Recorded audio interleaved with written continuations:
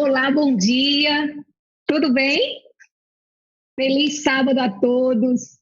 É muito bom saber que estamos aqui reunidos para compartilhar a palavra de Deus, para adorar a Deus nesse santo dia de adoração. E como vocês estão vendo, eu não estou sozinha. Eu estou aqui com uma dupla que nós formamos aqui um trio para recapitular a lição, para conversar um pouquinho sobre a palavra de Deus. E para quem não conhece as duas, eu vou apresentá-las. Primeiro vou falar aqui com Flávia, quem está aqui comigo também é Flávia Patrício, como vocês já conhecem, ela é a diretora de comunicação da Igreja Adventista do Bessa. Muito obrigada, Flávia, por você ter aceitado o convite e por estar aqui conosco. Obrigada a você, estou honrada de estar aqui participando com vocês hoje nessa manhã. Obrigada mesmo. E estamos aqui também com a Miriam Letícia, ela é fisioterapeuta e também palestrante, Miriam. Muito obrigada, Letícia, pela sua participação e também ter aceitado o convite de estar conosco aqui hoje. Eu também agradeço muito o convite, estou muito feliz, muito agradecida e muito honrada por poder participar com vocês desse momento em que estudaremos, recapitularemos a nossa lição. Isso mesmo. E a gente já vou conversando um pouquinho, já vendo aqui as pessoas que estão online.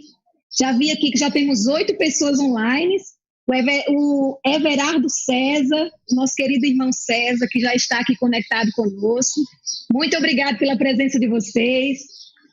Podem ir interagindo também, vocês que queiram também acrescentar algo à nossa lição, deixar algum comentário sobre os assuntos que nós vamos conversar aqui. Vocês podem ir colocando aqui também, tá certo? E para a gente já começar, Letícia, eu gostaria que você fizesse uma oração conosco, para a gente iniciar o estudo da palavra de Deus. Ok, oremos então. Querido Deus, maravilhoso Pai que estás nos céus, graças nós te damos, Senhor, por mais esse dia, por esse dia de sábado, que o Senhor nos presenteia como um momento de celebração pela obra da sua criação e também pelo seu majestoso poder e graça, Senhor. Neste momento estamos reunidos para nos debruçar um pouco mais sobre a sua palavra e atentarmos aos pequenos detalhes, reforçar aquilo que estudamos e gravar em nossas mentes e em nossos corações os seus ensinamentos. Que o Senhor nos use, que o Senhor nos abençoe e nos ajude cada vez mais a estarmos conectados com o céu.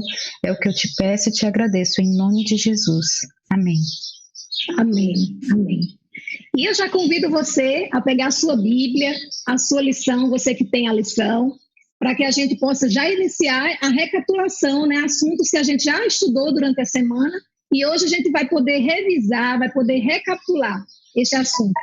E olha, meninas, tenho certeza que vocês vão concordar comigo, porque é um assunto que é muito interessante, né? E a gente, durante 2 semanas, nós estamos debruçados no livro de Gênesis.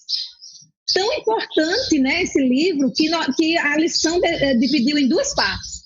Então, a primeira parte, o Alex, junto com alguns professores da Escola Sabatina, já recapitularam junto com vocês. E hoje a gente vai estar na segunda parte. E interessante é que o título é A Criação, Gênesis como Fundamento, parte 2. E o verso para memorizar, ele já é um verso lindo.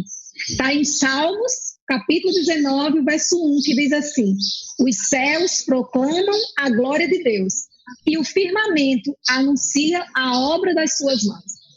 Que beleza nós encontramos já aqui, exaltando, né, a glória de Deus, os céus proclamam a sua glória, não é? Então, nós vamos falar sobre alguns assuntos polêmicos, né, meninas? Vocês viram, a gente viu que são alguns temas polêmicos, pessoas que acreditam assim, da forma como a Bíblia foi escrita, outras pessoas não acreditam, não é?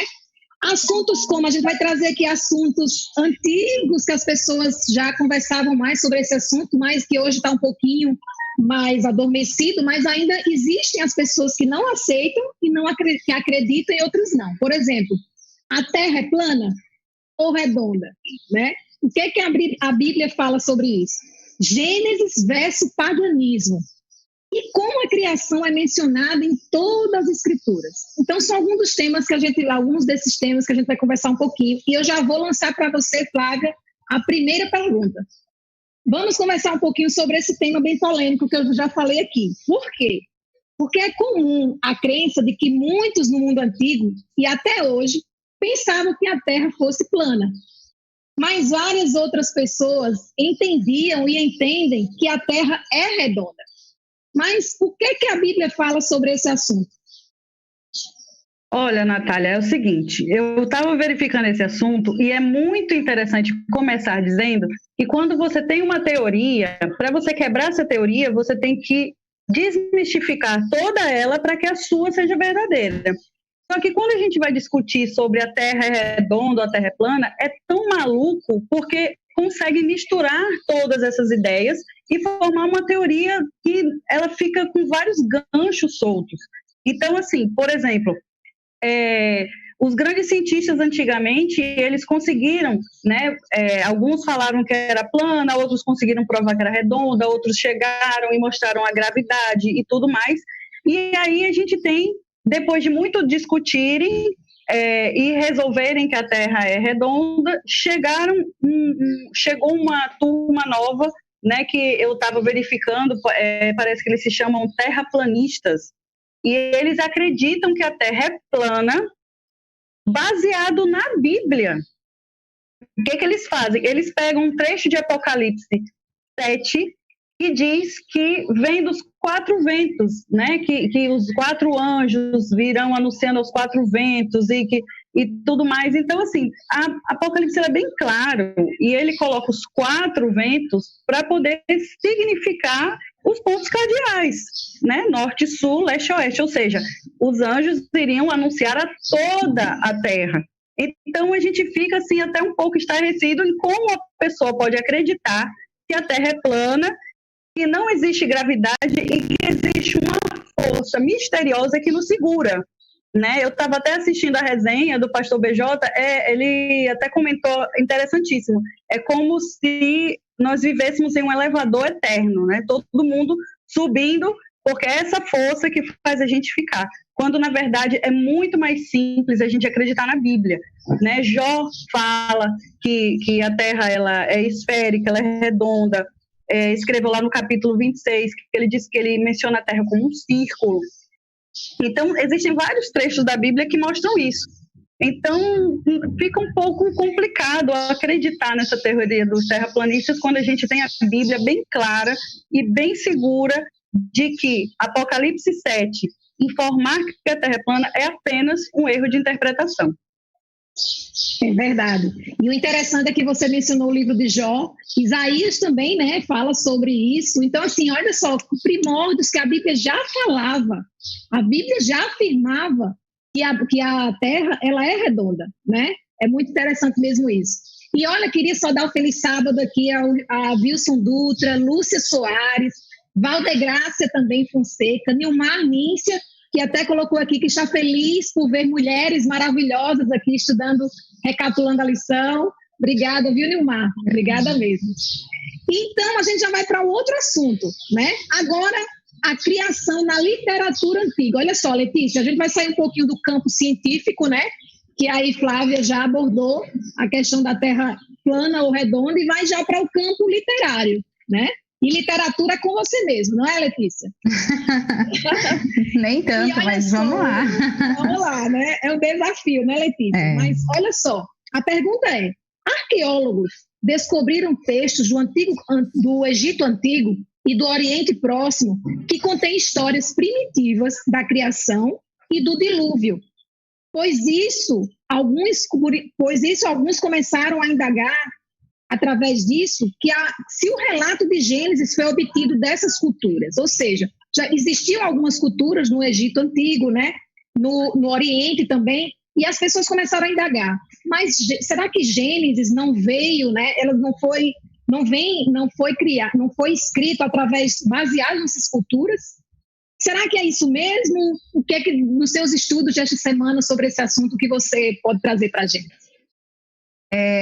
Compartilhando um pouco com vocês, para ser muito sincera, eu cresci em lar adventista, então sempre acreditei na Bíblia, nunca busquei essas comparações, essas coisas, e quando eu fui estudar o programa, né, dessa semana, e eu me deparei com esse texto. Eu achei até um pouco ilógico, porque eu não conhecia esse texto, e eu vou ler para vocês para ver o que um trecho dessa epopeia atrás, o que ela diz. Diz assim: quando os deuses, em vez de homens, fizeram a obra, suportaram as cargas. A carga dos deuses foi grande demais, a obra foi muito difícil, a dificuldade grande demais, que a deusa do ventre gere descendentes e o homem leve a carga dos deuses.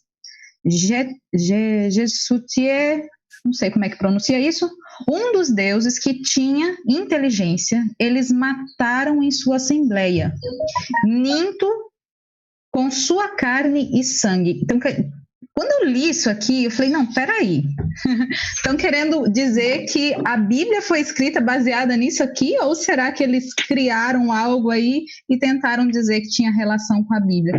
E aí, existem algumas coisas, na verdade, uma coisa que mostra aqui, que o homem foi feito a partir do barro, né? Tá, no relato bíblico, mostra isso. Mas não é só esse ponto de comparação que faz com que essa verdade seja a verdade acima da palavra de Deus. Então, quais são as outras comparações aqui? Que o homem trabalha para os deuses, para que os deuses descansem. Quando lá no relato do Gênesis, Deus está criando as coisas, Deus está criando tudo para que o homem receba esse benefício. Então, Deus trabalha em favor do homem. Acho isso admirável, porque um Deus todo-poderoso, ele se dispõe a criar coisas, criar um ambiente para poder coroar esse local com a presença do homem. Nesse texto também diz que um Deus menor foi morto e a partir do sangue dele foram criados homens e mulheres, sendo que, na verdade, o relato bíblico conta que não precisou ninguém morrer para se criar o homem, né? Deus espontaneamente decidiu moldar o homem e criou primeiramente o homem, depois ele criou a mulher. Então, quer dizer, existe uma sequência na obra, né, da criação de Deus. E, por fim, ele diz que não há um conflito nem de violência no relato do Gênesis, como que encontramos no texto. Então, nesse texto é como se tudo sobrecarregasse, como se o homem viesse. Quando eu li a primeira vez, eu falei, nossa, é como se Deus está cansado demais, eu vou criar o homem agora, e ele agora vai sofrer as cargas. Toma aqui, ó, o peso é para você. A minha primeira leitura foi essa interpretação que eu dei para esse texto antigo. Eu falei, eu me sinto tão mais abençoada, tão mais feliz e tão mais leve em saber que Deus criou tudo e ele estava tão feliz, tudo que ele havia feito era tão bom, que agora ele cria o homem à sua imagem e semelhança, cria o casal e coloca num ambiente, né, todo preparado, todo adequado, e eles não cansam, mas sim eles celebram, né? Eles descansam juntos, homem, mulher e Deus descansam no sábado, não como se agora eu estou cansado, Deus está cansado, vai lá, você vai trabalhar, você tem que fazer o meu papel agora é o seu momento de cansar, como se diz nesses outros textos e nesse relato. Então, por esses motivos, eu creio muito mais no que a Bíblia diz do que nessa forma de interpretar os escritos e buscar comparações e fundamentos onde a fé não tem que ter. Eu penso que tem que ter muito mais fé para acreditar nisso do que acreditar na Bíblia. É verdade, Letícia. E o interessante é que quando a gente lê esses trechos aí desse poema que você leu, a gente vê um tom meio deprimente, assim, deprimido, né? E foi uma das coisas que eu até aqui anotei num comentário também que eu tinha lido. Olha só, a principal diferença entre os relatos é a posição do homem na criação. De Gênesis, né, com esse poema. Em Atrahasis, esse poema que você mencionou, o homem é visto como um escravo oprimido. Olha só. Mas aí na Bíblia, olha o que é que Deus, como Moisés, o escritor de Gênesis, ele relata. Na Bíblia, o ser humano é feito à semelhança de Deus. Olha que diferença, né? A beleza que existe em Gênesis realmente é... Eu também concordo com você. É preciso ter muita fé para acreditar nos relatos assim tão Então, né, que tem tanto, que é tão, a diferença é tão latente, né? Eu acredito que esses pensamentos também fundamentam muito aquela crença de que estamos aqui para sofrer e Deus castiga. E aí isso gera uma série de outros conflitos teológicos e, né, em relação à pessoa de Deus. Por isso o buscar tanto fundamentar isso, quando na verdade isso fere o caráter de Deus, que o caráter de Deus é amor, né? Isso mesmo. E até Valdegraça aqui, já conversando aqui conosco, ela já disse que a Bíblia ela é um todo orgânico em Cristo Jesus. Isso mesmo, Valdegraça. Parabéns.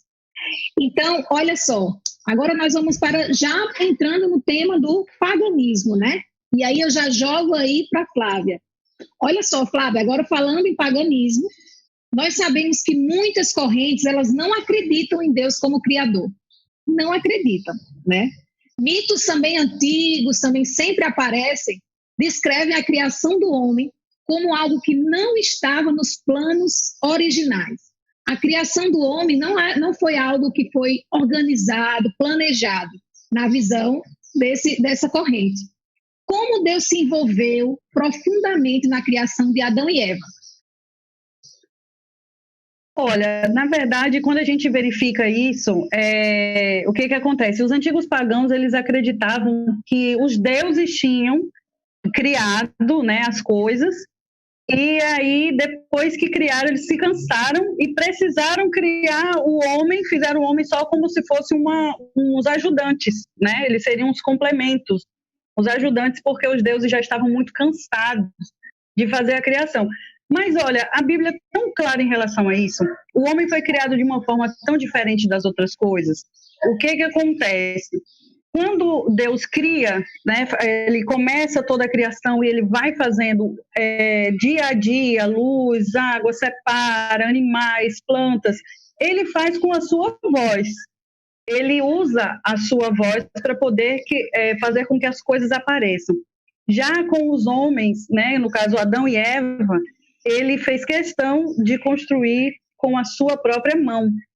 Ele passou a colocar a mão literalmente na massa. A partir do momento em que ele pega no barro, ele tem um cuidado, porque ele queria ter a certeza de que aquela criação perfeita, que era o ápice da criação dele, né, de tudo que ele criou, o homem e a mulher foram o ápice. Então ele pegou essa demanda com as próprias mãos, ele não simplesmente ordenou.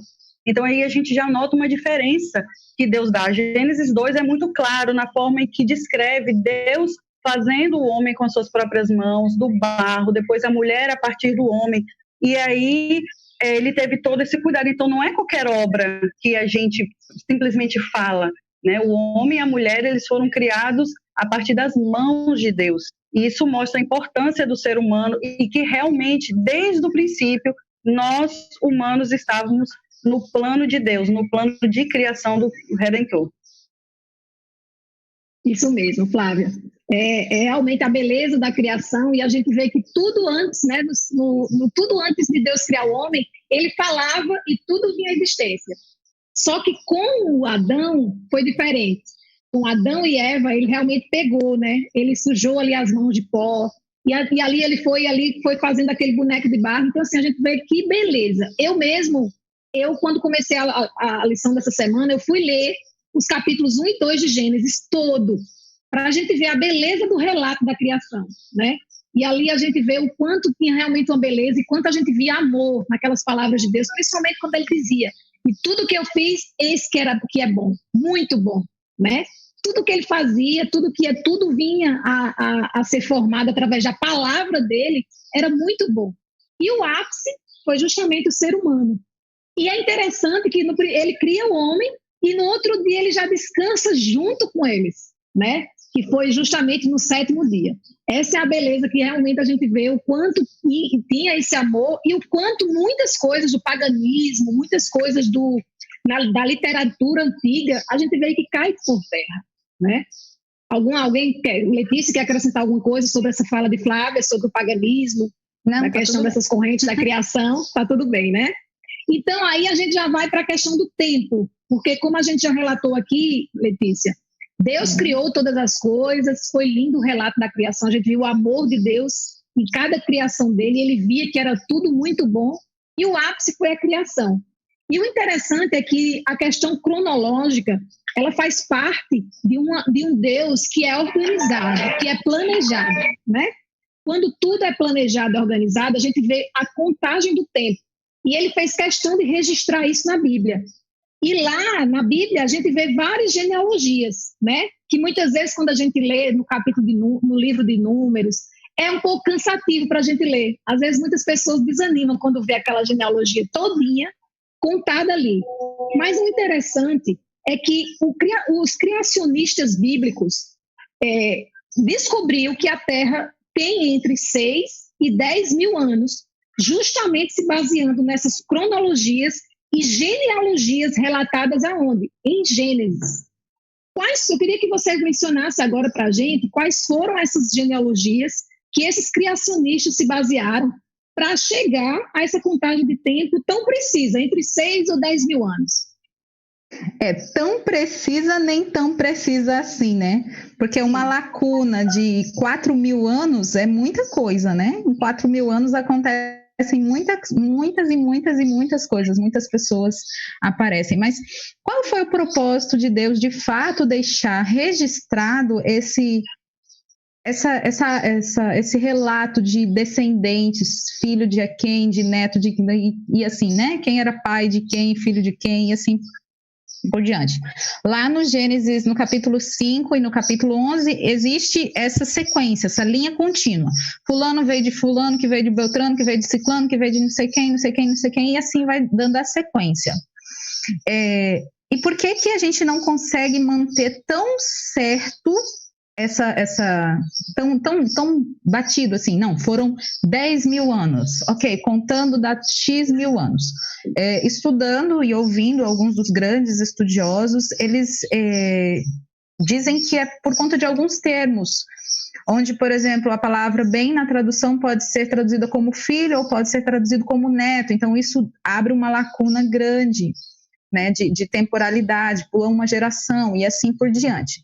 Mas vamos para a essência, o que de fato a Bíblia quer deixar registrado para nós. Como Flávia comentou muito bem, o fato de Deus ter feito tudo e criado o homem com as suas mãos, ter moldado o homem do pó da terra, mostra ali um interesse, um amor, um cuidado, uma dedicação muito grande de Deus. Quando Deus deixa registrado essa sequência, é para mostrar para a humanidade, mostrar para os estudiosos que existe sim conexão entre os outros eventos, como o dilúvio, como os outros grandes eventos, existe conexão, mas essa conexão é justamente para mostrar de onde nós viemos, quem nós somos. Quando Deus deixa registrado na Bíblia, por inspiração a Moisés, qual é essa linha perfeita, né, de gerações, ele está criando uma linha de conexão entre o futuro, o presente daqueles homens, né, e o passado. E aí, assim, vai se trabalhando na Bíblia a temporalidade para que nós nos conectemos o nosso presente com as coisas, com as pessoas, com a nossa história do passado, com os nossos ancestrais, com os nossos pais, avós, e chegue até a identidade de filhos de Deus. Eu acredito que esse é o grande intuito da Bíblia, porque se de fato Deus quisesse que nós soubéssemos qual é a idade da Terra, quando tudo começou, ele teria deixado muito claro como existem relatos numéricos bem específicos em relação às profecias, ele deixaria tudo muito claro. Quando Deus quer deixar claro qual é a data, quando vai acontecer, como vai funcionar, ele deixa. E isso, na verdade, não precisa ser tão... É como se não faz diferença. Isso não é o mais importante. O que é o mais importante disso? É saber que eu faço parte de uma linhagem que veio de um Criador. Esse é o grande propósito de deixar registrado. Eu tenho um Criador que se dispôs a moldar o meu primeiro pai com as próprias mãos. É verdade, viu, Letícia? Muito bom. E a gente já tem alguns comentários, pessoas interagindo aqui com a gente. Maria Goretti, a ordem da criação nos mostra um Deus de ordem e decência. Isso mesmo, Goretti. Nilmar já fala aqui que antes de Moisés escrever o Pentateuco, as histórias da Bíblia eram passadas de pai para filho. E isso era ensinado constantemente. Isso mesmo, Nilmar. Jamaci já comenta, Moisés sabia da história pela sua mãe. É possível que possivelmente acrescentou a isso a convivência com Jetro, o sacerdote de Midian, descendente de Abraão, e assim foram, né? Alguns comentários, Ridley também está presente aqui, muito boa a escola sabatina de hoje. Então, que bom, né? Que bom a gente recapitular tantas coisas lindas aqui da criação e como justamente esse livro de Gênesis, ele realmente é o fundamento de toda a Bíblia. E eu queria só finalizar, olha só, Jesus e todos os escritores do Novo Testamento se referiram a Gênesis de 1 a 11 como história fidedigna. Em Mateus 19,4, Jesus se referia aos escritos de Moisés e à criação do homem e da mulher. Então a gente vai ver os relatos da criação durante toda a Bíblia, percorrendo toda a Bíblia, principalmente no Novo Testamento. Paulo usou repetidamente o relato da criação para fundamentar os argumentos teológicos que ele defendeu em suas cartas. Olha a declaração de Paulo em Atenas. O Deus que fez o mundo e tudo que nele existe, sendo ele Senhor do céu e da terra, não habita em santuários feitos por mãos humanas. Então, onde foi o fundamento? De onde Paulo tirou isso? De Gênesis. Ele estudou esse livro, ele se debruçou nesse livro. E Ellen White já diz em seu livro Dons Espirituais, na página 93, ela diz o seguinte: Deus, o que você nos falou agora também, Letícia, Deus nunca revelou aos mortais como exatamente realizou a obra da criação. A obra da criação, ele não detalhou como ele fez, a forma como ele falava e as coisas iam aparecendo, iam surgindo, iam sendo criadas, né? Como ele criou em detalhes Adão e Eva. A gente sabe como foi, ele do barro, ele pegou no barro e foi fazendo, mas os detalhes ele não falou, né? E como foi feita a criação do mundo em 6 dias literais. Suas obras criativas são tão incompreensíveis quanto a sua existência. Então, que Deus possa nos instruir a cada dia a estudar a palavra dele. Eu deixo aqui um convite, um pedido a todos que continuem estudando a palavra de Deus, continuem estudando esse guia que vem para nós em um tempo em que precisamos tanto de estudar, de saber de onde nós viemos, por que estamos passando por esses momentos e para onde nós vamos, não é mesmo?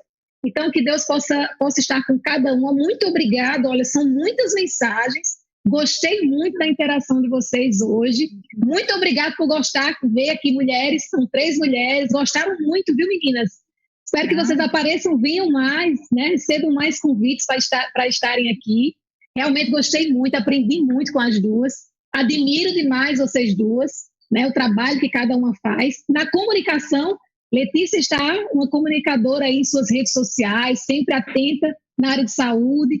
Flávia sempre ali com mensagens, sempre ali atualizando as páginas da igreja. Que Deus possa abençoar vocês duas, os seus ministérios, com os dons de vocês. Não é mesmo? Obrigada. Agora é com você, Flávia. Obrigada, Natália. Eu gostaria de passar agora para um momento muito especial da nossa igreja, que é a Arca da Oração. Toda semana, uma família sorteada para que toda a igreja possa orar por eles e a família também vai orar pela igreja, né? No caso, por nós. Na semana passada, a família que foi sorteada foi a Elizabeth Marinho. E ela recebeu a arca, ela agradece porque todos os irmãos puderam orar por ela e também ela orou pelos pedidos que estão na arca. Alguns pedidos são enviados online e pode ter certeza que os anciãos estão colocando dentro da arca para que possamos continuar orando por vocês. Essa semana, a pessoa que foi contemplada com a arca foi a Dilma Gomes da Silva Machado. Que legal. Foi feito o sorteio, ela foi sorteada, então nós vamos procurar você, a Dilma, não sei se você está nos assistindo ao vivo, mas nós vamos procurar você, vamos orar todos por você e pode ter certeza que nós estamos desejando que Deus abençoe muito a sua casa, o seu lar, a sua família, durante toda essa semana que estaremos orando por você. E eu quero convidar você que está nos assistindo agora para a gente poder fazer uma oração, não somente pela Dilma, como também pela Elizabeth, e uma oração muito especial pelos nossos irmãos que estão hospitalizados, Antônio e Itamar. Eu gostaria que agora você fechasse os seus olhos e vamos orar a Deus. Querido Pai, colocamos aqui, Senhor, a vida da Dilma, da sua família, em tuas mãos. Sabemos que tem planos maravilhosos para cada um de nós e que a cada momento específico irás revelar a cada um o que nos cabe e o que virá para o nosso bem. Abençoa, Senhor, as pessoas que estão hospitalizadas, abençoa, Senhor, as pessoas que estão enfermas, precisando da tua ajuda, do teu cuidado. Abençoa também de uma forma especial o Antônio, que ele possa se restabelecer e voltar logo para o seu lar. E coloca a tua mão, Senhor, curadora, em cima do nosso irmão Itamar. Que nós possamos em breve voltar à igreja, voltar a nos reunir e voltar todos juntos a compartilhar, não só uns com os outros, mas também com esses nossos irmãos que estão enfermos nesse momento, agradecendo a Deus, dando graças pelo milagre da vida. Nos abençoa, nos protege, nos dá um início de semana maravilhoso que vai começar daqui a pouco e que o nosso restante de sábado seja ao teu lado. Te agradecemos por tudo, em nome e por amor de Jesus. Amém. Amém. Adorar também é se relacionar com Deus. E neste momento especial, a nossa casa pode ser a melhor igreja à disposição do Senhor. Se podemos cantar, orar e estudar a palavra de Deus, também podemos dedicar a nossa fidelidade a Ele através de nossos recursos. Por isso, para você que já é doador e está se perguntando como fazer isso remotamente, eu quero te lembrar do aplicativo 7Me. Este app é super intuitivo, descomplicado e amigável. Por isso, você pode continuar apoiando a sua igreja com total segurança dos seus dados. Baixe o app na Play Store ou Google Play, clique em dizimar e ofertar, preencha com seus dados e o resto é bem simples. E então, é só continuar com seu projeto pessoal de fidelidade com Deus.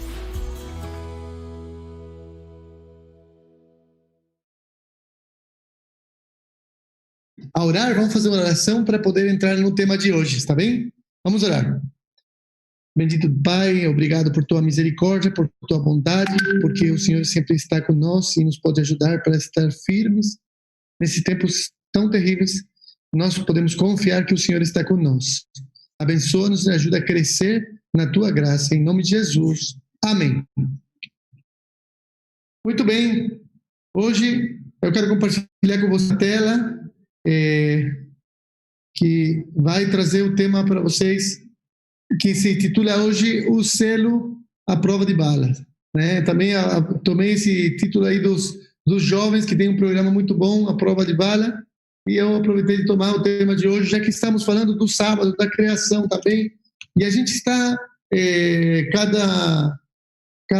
cada dia estamos tomando temas de Apocalipse, e eu gostaria de convidar vocês a participar desse curso que a gente vai começar essa segunda-feira às 19 horas. Cada segunda e quinta tomaremos esse curso, O Mistério da Profecia, Esperança para um Mundo em Crise. E eu acho que vai ter muito acertado. Estamos também acompanhando esse estudo com esse livro, que é o Mistério da Profecia, do pastor Mark Finley, certo? E Lauren Wade. E estamos preparados para esta segunda-feira começar esse curso. E eu aproveitei as slides desse tema para poder introduzir um tema profético também de todo esse estudo, tá certo? Então, eu quero começar contando a história de um momento lá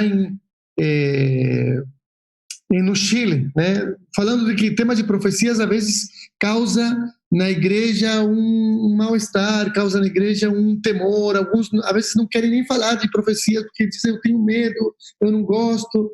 E outros dizem, então vamos falar de profecia, mas do lado bom, da esperança. Então evitam de falar algumas coisas. Então essa história que aconteceu lá no Chile nos permite introduzir bem o tema de hoje. Faz 10 anos atrás, o Chile passou por um dos terremotos mais grandes da história. Um terremoto que foi muito extenso e quase o mais grande da história do mundo, viu? Só perdeu para um que foi maior ainda, que também foi no Chile. Chile é um país muito terremoteado.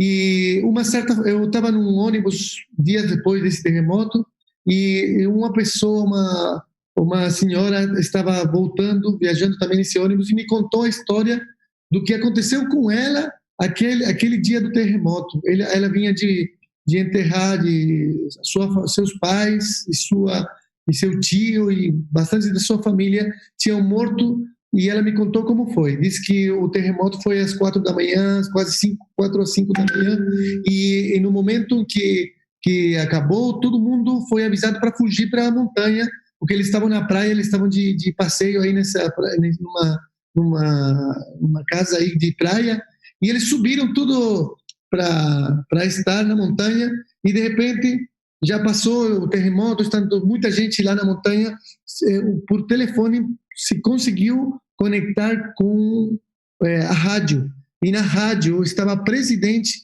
do país falando, informando, e tentando dar uma informação de tranquilidade, que já tudo tinha passado, que não se preocupem, então tem um medo de maremoto, não vai ter maremoto, não se preocupe, não vai ter, então possam estar tranquilos, fiquem onde estão. Mas o que aconteceu? Essas pessoas acharam que então se não ia ter maremoto, se a informação era pública e veraz, então eles preferiram descer para a cidade, para a casa onde eles estavam, para pegar suas coisas e ir embora, porque eles estavam de férias aí. Assim que eles começaram a descer, e essa senhora ficou lá em cima, né, na montanha, esperando o resto do grupo. Mas quando eles desceram, aconteceu o maremoto, que ocorreu umas 3 ou 4 horas depois, até perto das 8, e caiu e matou todos os familiares, matou todas as pessoas que estavam aí. E por causa dessa informação errada, que procurava ajudar, que procurava trazer paz, muitas pessoas morreram justamente naquele mesmo lugar, naquela mesma praia. Então, é importante também trasladar isso para a forma como a gente toma as profecias. Talvez a gente quer transmitir paz, mas não transmite toda a verdade, né? E isso, às vezes, é pior. Em tempos de crises, a verdade dura é mais esperançadora que as palavras doces de uma mentira, certo? Então, a Bíblia já falava aí em Tessalonicenses, quando dizerem paz e segurança, então de repente virá destruição sobre eles, né? Muitas pessoas profetizando paz, segurança, mas a verdade é que virá destruição e sobre eles virá como dores de mulher grávida, e de modo que nenhum escaparão, né?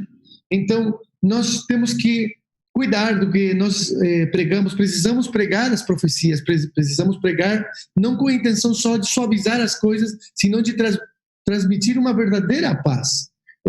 Deus nunca prometeu que nós não íamos passar por problemas. Deus nunca prometeu que nós íamos estar livres das aflições. Ao contrário, em Salmos 23:4 diz que mesmo quando eu andar por o vale das trevas e da morte, não temerei perigo algum, pois tu estás comigo. Então a esperança está aí, não está em que a gente não vai passar por problemas, senão que Deus vai estar conosco no meio dos problemas. Nós não vamos estar livres dos problemas, mas vamos estar com Jesus, junto a eles, e podemos passar por provas. Deus não diz que o coronavírus não ia atacar nenhum de nós, né? Coronavírus é uma realidade que pode atacar a muitos irmãos. É mais, tem filhos de Deus irmãos nossos que estão doentes do coronavírus, e não é porque foram abandonados por Deus, não é porque Deus se afastou deles ou porque eles cometeram algum pecado, simplesmente eles estão passando por uma provação, e nós devemos orar uns por outros. Todos podemos passar por provação, né? Todo cristão vai passar por provação. Olha, Hebreus 12, 26 ao 28 diz assim: aquele cuja voz outrora abalou a terra, agora promete: ainda uma vez abalarei não apenas a terra, mas também o céu. As provas ainda uma vez indicam a remoção do que pode ser abalado, isto é, coisas criadas de forma que permaneçam ou que não podem ser abalados. Portanto, já que estamos recebendo o reino inabalável, sejamos agradecidos e assim adoremos a Deus de modo aceitável, com reverência e temor, né? O Apocalipse também já nos adverte das provações que vamos ter. Tudo tem que ser provado. Os filhos de Deus vão ser abalados para que tudo que pode ser abalado na sua vida seja removido. E a única coisa inabalável nesta terra é o reino estabelecido por Cristo e sua palavra e sua lei embutida no coração do Filho fiel de Deus. O Apocalipse, então, no 6º selo, vai nos advertindo sobre as grandes acontecimentos os grandes abalos que vão existir na terra, e temos que estar preparados, não só na terra, senão também no céu. Ele adverte o último grande teste do mundo, como o povo de Deus deve ser selado para a salvação, né? E hoje eu quero transmitir para você a seguinte mensagem: a vitória do Criador e seu selo está na adoração fiel de cada filho de Deus, ainda que ele atravesse por tribulações. A vitória do poder do Criador e do seu selo está na adoração fiel do Filho de Deus que atravessa por tribulação. É aí mesmo onde nós somos selados. É na tribulação onde Deus coloca o seu selo para que podamos ser fortalecidos e preparados para nos enfrentar com os problemas do mundo, com os problemas que vêm mais adiante. Só que Deus, em sua misericórdia, Ele vai cuidando, vai docificando. Olha aí o Apocalipse 6,12, nós encontramos o 6º selo, né? E aí, na primeira parte, diz que observei quando se abriu o 6º selo e houve um grande terremoto, o sol ficou escuro como tecido de crina negra, toda a lua tornou-se vermelha como sangue. E as estrelas do céu caíram sobre a terra como figos verdes que caem da figueira quando sacudidos por um vento forte. Olha só, esse é o começo do selo. O 6º selo tem um período de início e um período de fim. Esse 6º selo nos leva para o acontecimento, o grande acontecimento que é o grande dia da ira de Deus, né? Onde a pergunta principal é o dia da ira dele chegou. Quem poderá suportar? É a pergunta, né? Qual é a relação do selo do Criador com a adoração fiel na tribulação? Qual é? Então, Apocalipse 7 é um interlúdio especial preparado no estudo de Apocalipse, né? Que está entre o 6º selo e o 7º selo. Justamente no capítulo 7 de Apocalipse, que não é a descrição de um dos 7 selos, senão que é a descrição de um novo selo, um selo diferente aos outros 7 selos que abrem a história. Este selo, mais bem, tem que ver com a vida, tem que ver com a relação com Deus. Não é um selo como os outros que estão se abrindo em diferentes épocas. Esses 7 selos representam períodos na história, mas o selo que está no capítulo 7 representa uma situação íntima que deve acontecer entre os filhos de Deus com Deus no período do 6º selo, né? No período do 6º selo. Por isso que eu queria assim falar um pouquinho do 6º selo, como o 6º selo inicia, né? Ele dá início com sinais nos céus. O 6º selo já começou faz muito tempo atrás. Nós estamos vivendo na época do 6º selo e podemos dizer que estamos vivendo nessa época que está o verso 12 e o verso 14. Ele menciona o terremoto, por exemplo, e nós consideramos que esse terremoto já aconteceu, o terremoto de Lisboa, no 1º de novembro de 1755. Também o escurecimento do Sol e a Lua nos meses de maio de 1780. E a queda das estrelas no 3 de novembro de 1833. Todos esses acontecimentos históricos, eles já aconteceram faz muito tempo. Às vezes os adventistas de hoje estão pensando, mas esses acontecimentos, será que eles representavam o fim do tempo?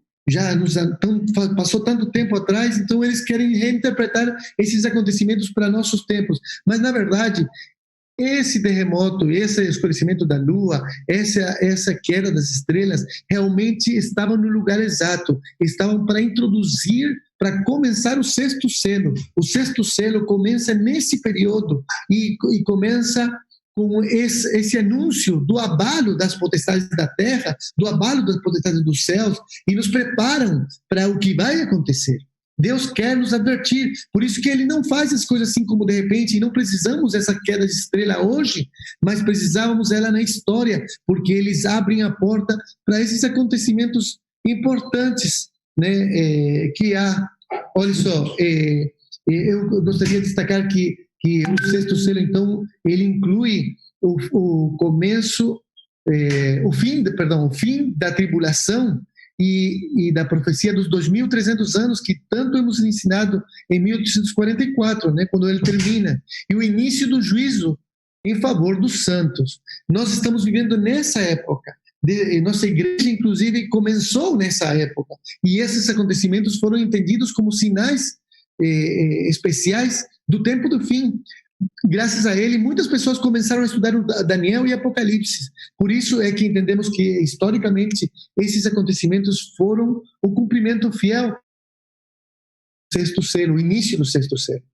O Dr. Jacques Ducan, o que escreveu o livro Segredos do Apocalipse, ele acredita que o quinto selo também descreve os acontecimentos do nosso tempo, e ele acha que estão paralelos com o nosso tempo, porque eles descrevem maiormente o tema do juízo investigativo e do dia da expiação, né, e o que a gente está vivendo no momento da provação, que vai selar nosso coração com o selo de Deus.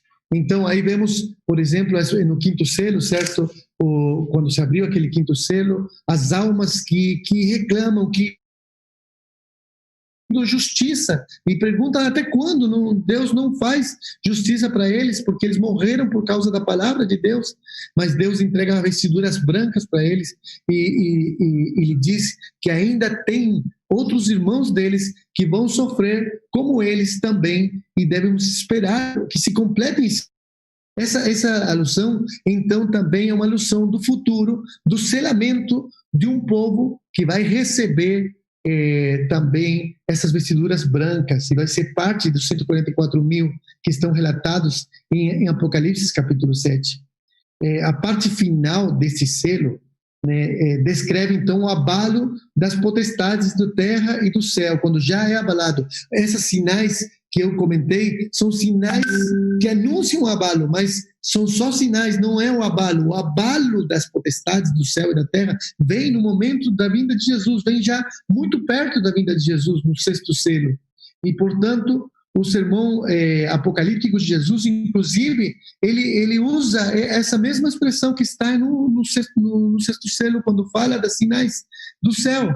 Olha só, Lucas capítulo 21, 25 ou 27 diz: haverá sinais no céu, na lua e nas estrelas na terra. As nações se verão em angústia e perplexidade, com o bramido e a agitação do mar. Os homens desmaiarão de terror, apreensivos com o que estará sobrevindo ao mundo, e os poderes celestes serão abalados.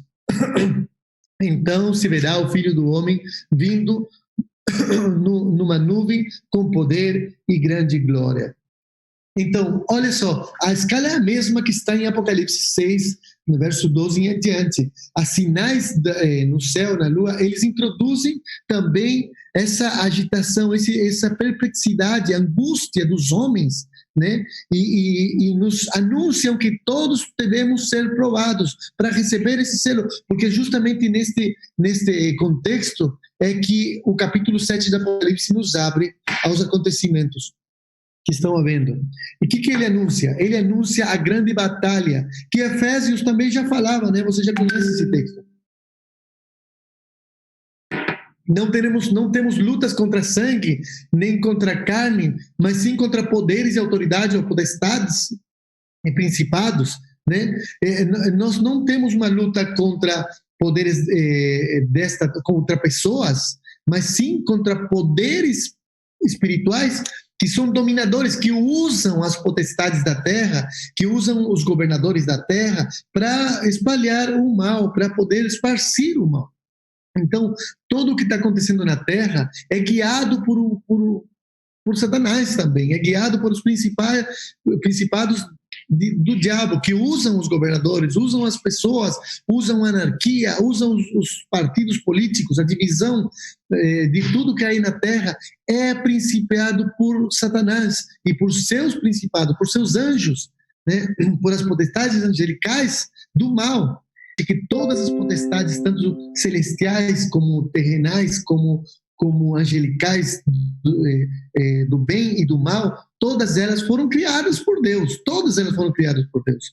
Colossenses 2,15 ainda nos assegura que as potestades do mal foram derrotadas na cruz por Jesus e estão baixo o seu domínio. Segundo 1 Pedro 3,22, todas estão baixo o controle de Deus. Por isso que nós não podemos desesperar, apesar que essa verdade possa nos advertir um pouco, parece ser muito forte, que tudo que está acontecendo, esse coronavírus e todas essas doenças. Ontem, por exemplo, minha esposa contava uma notícia de uns macacos que pegaram umas injeções aí com coronavírus e estavam com medo lá na Índia de que isso contagiara mais ainda, né? Mas olha só, o que está acontecendo na Terra? É tão estranho, tantos acontecimentos assim terríveis estão passando por aí, por aqui e tomando...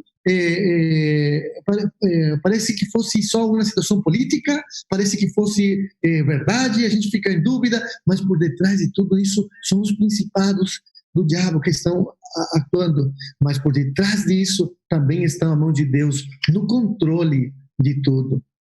Agora, a pergunta do selo, do sexto selo de Apocalipse, principal, chega nesse momento clímax, né, onde diz o verso 17, pois chegou o grande dia da ira deles, e quem poderá suportar?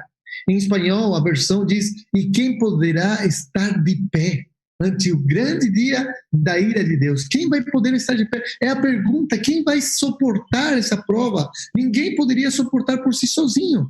Olha, essa pergunta nos leva a Naum, capítulo 1, 6 e 7, que faz a mesma pergunta, que diz o mesmo, suportar e despertar da sua ira. Quem vai poder estar aí?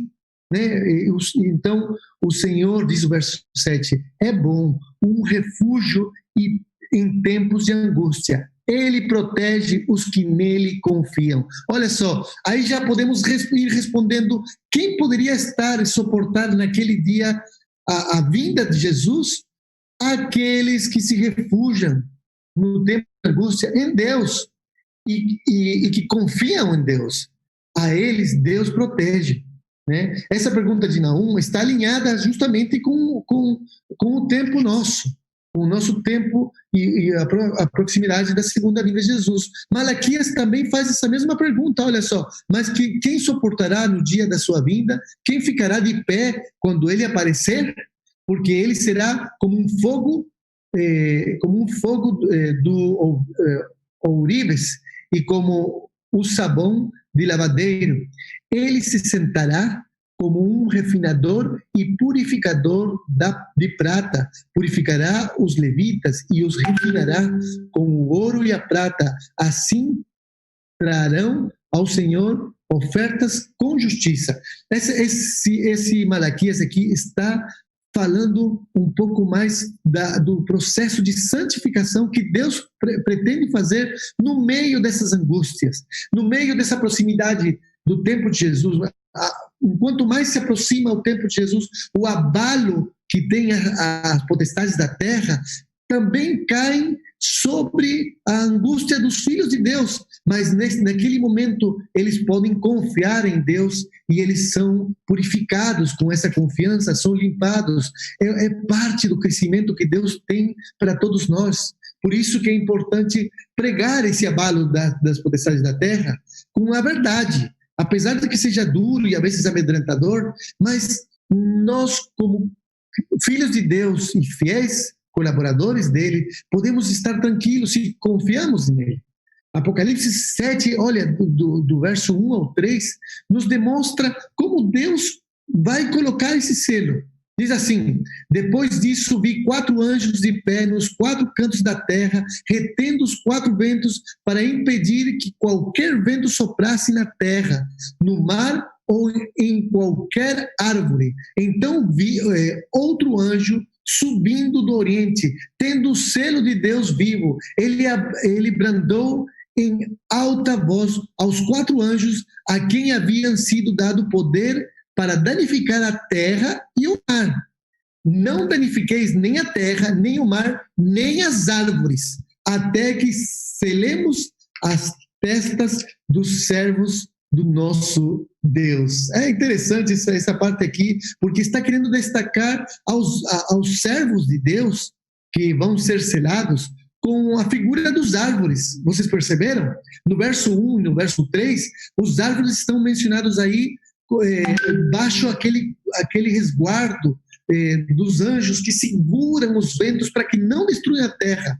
Mas no verso 2 é dito que esses ventos têm a autoridade para danificar a terra e o mar, mas não menciona os árvores. Por que não menciona os árvores? Porque nesse contexto aqui de Apocalipse 7, no selamento do selo da vida que Deus quer colocar na nossa testa, na nossa frente, no nosso coração, nós somos comparados com os árvores que estão na palavra de Deus, né? Em Jeremias, por exemplo, 17, 7 e 8, quando compara os árvores com suas raízes, e essas raízes representam a força, a manutenção.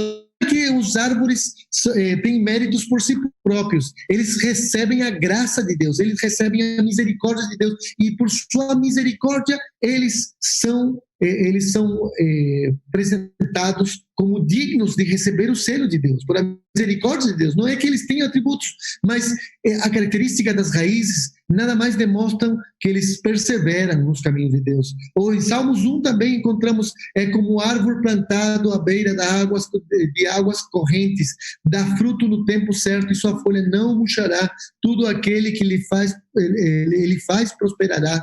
Não é o caso dos ímpios, são como a palha que o vento leva, né? Mateus 24:3 também diz assim: mas aqueles que perseverarem até o fim será salvo. Aí está a palavra perseverar, também está associada àqueles árvores, né? Está associada àquela fortaleza daqueles que vão ser selados. O selo que vai ser colocado nos servos de Deus, ele vem da mão de um anjo que vem do Oriente, né? Vem do Oriente, vem de onde sai o sol. E esse lugar de onde ele vem nos lembra, nos linka com a lição da escola sabatina, com Deus plantou o jardim do Éden lá no Oriente. Então esse anjo que vem de lá vem com uma lembrança da criação, do jardim do Éden. E isso nos demonstra que esse selo está linkado totalmente com a criação e a celebração sabática, né, que nós costumamos ter cada sábado ao recordar ao nosso Deus Criador. Isso também foi relembrado em Êxodo 31:17, dizendo: os israelitas terão que guardar o sábado, eles e os seus descendentes, como uma aliança perpétua. Isso será uma sinal perpétua entre mim e os israelitas, pois em 6 dias o Senhor fez os céus e a terra, e no 7º dia ele não trabalhou e descansou. Olha só, o sábado é sinal da criação, é uma sinal perpétua entre Deus, nosso Criador, e nós. Essa é a maneira como Deus queria estabelecer o sábado, quando ele colocou no Decálogo, nos 10 mandamentos, né? O mandamento do sábado como central, como um selo que justamente é colocado no centro de um documento importante. Assim se fazia com os documentos importantes, se colocava o selo de Deus, e o 4º mandamento é o selo de Deus colocado no centro da lei de Deus. Deus quer que todos sejamos selados com os mandamentos de Deus, com o sábado no nosso coração, que seja guardado de uma maneira correta, certo? Em nossa vida. Por isso, eu queria ler para vocês esse testemunho aqui da igreja, o testemunho para a igreja, é o tomo 5, né? Página 200, E no capítulo Selo de Deus, encontramos essas citas maravilhosas. Diz assim: nossa maneira de proceder determinará se recebemos o selo do Deus vivo, seremos abatidos pelas armas destruidoras. Já algumas gotas da ira de Deus cairão sobre a terra, quando, porém, as 7 últimas pragas forem derramadas, sem mistura no cálice de sua indignação. Então, para sempre será demasiado tarde para o arrependimento e a procura de um abrigo. Nenhum sangue expiatório levará então as manchas do pecado. Então as manchas do pecado. Olha que cita tão importante. Nossa maneira de proceder determinará se receberemos o selo de Deus vivo ou seremos abatidos pelas armas destruidoras. Você quer receber esse selo de Deus? Você quer receber realmente o selo que nos vai cuidar nesse último tempo do fim? Porque esse selo é o selo à prova de bala, que nos protege contra os acontecimentos que vêm. Mas você está disposto a receber esse selo? Essa cita aqui também, daí mesmo em continuação, diz assim: devemos nesta vida enfrentar terríveis provas e fazer grandes sacrifícios, mas a paz de Cristo é a recompensa. Tem havido tão pouca abnegação, tão pouco sofrimento por amor a Cristo, que a cruz é quase inteiramente esquecida. É quase inteiramente esquecida. Devemos ser co-participantes de Cristo em seus sofrimentos, se queremos sentar-nos em triunfo com Ele e em seu trono, enquanto preferimos o caminho fácil da condescendência própria e nos amedrentamos com a abnegação, nunca se afirmará a nossa fé. E não poderemos conhecer a paz de Jesus, nem a alegria que provém dos sentimentos da vitória.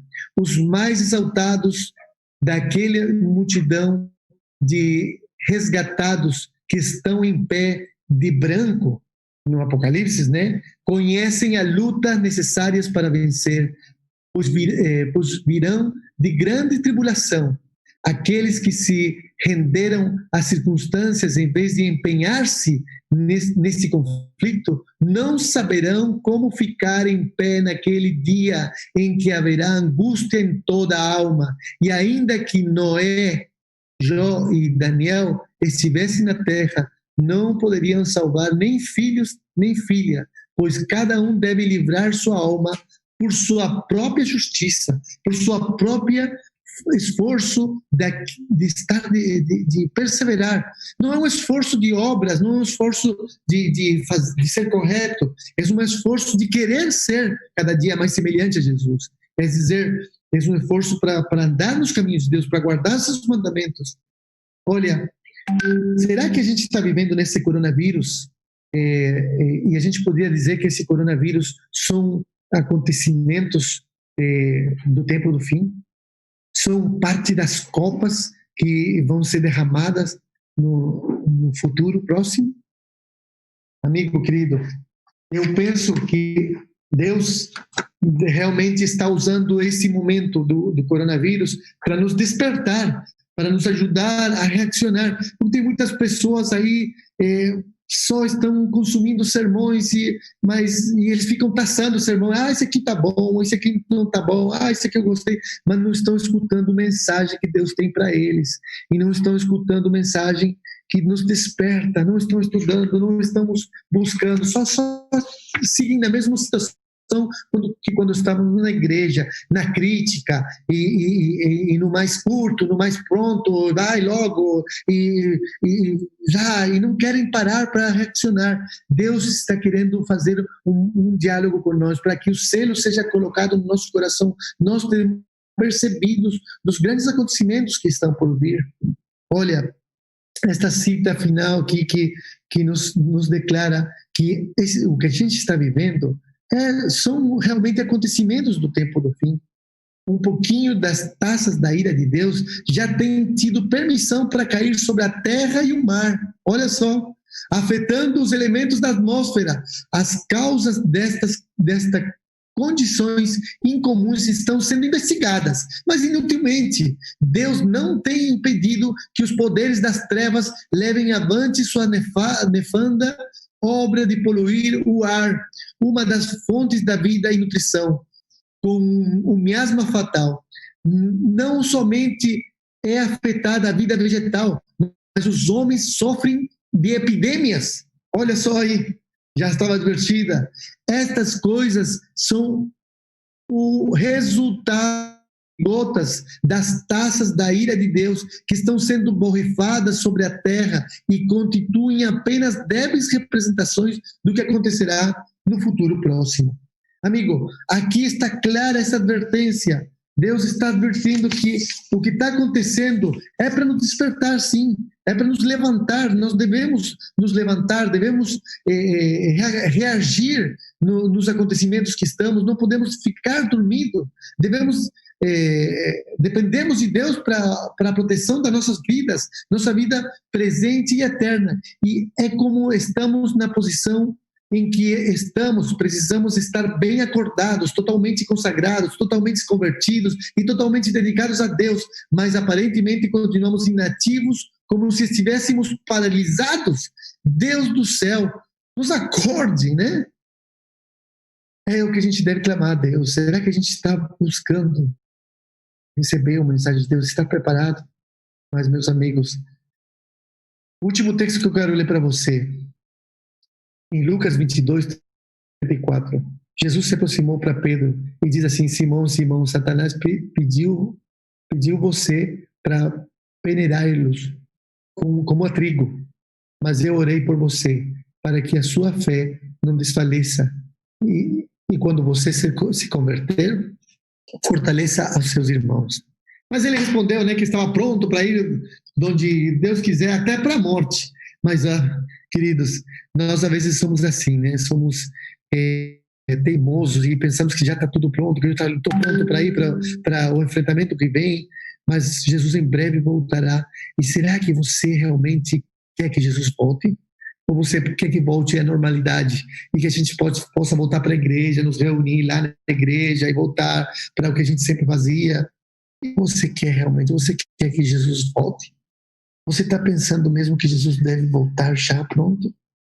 Olha, porque eu quero dizer para você que assim como Pedro foi solicitado por Satanás para ser cirandado, você também está sendo solicitado por o diabo para poder ser cirandado nesse tempo. Satanás está solicitando para poder sacudir, abalar a todas as pessoas, o coração de todos, com o fim de destruir, com o fim de afastar-nos de Deus.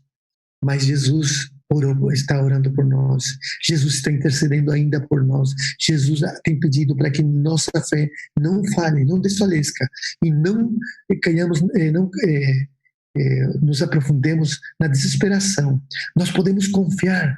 Em meio das provas é quando vamos ser selados. Em meio dessas circunstâncias, em meio da pandemia, é quando vamos ser selados. E é quando Deus vai cumprir seus propósitos em nossa vida. Através do fogo, através do batismo do fogo, é que Deus quer nos salvar. Por favor, não fique desesperado. Quem sabe hoje, o seu humilde oração, reconhecendo nossa condição, reconhecendo que somos cegos, pobres e nus, reconhecendo que precisamos de Deus mais que nunca, caindo em oração, clamando por o seu Espírito Santo, quem sabe hoje podamos receber um selo de Deus, a prova de bala. Que Deus te abençoe, que Deus te ajude a receber esse selo cada dia em teu viver com Jesus, no caminhar com Jesus. Um grande abraço.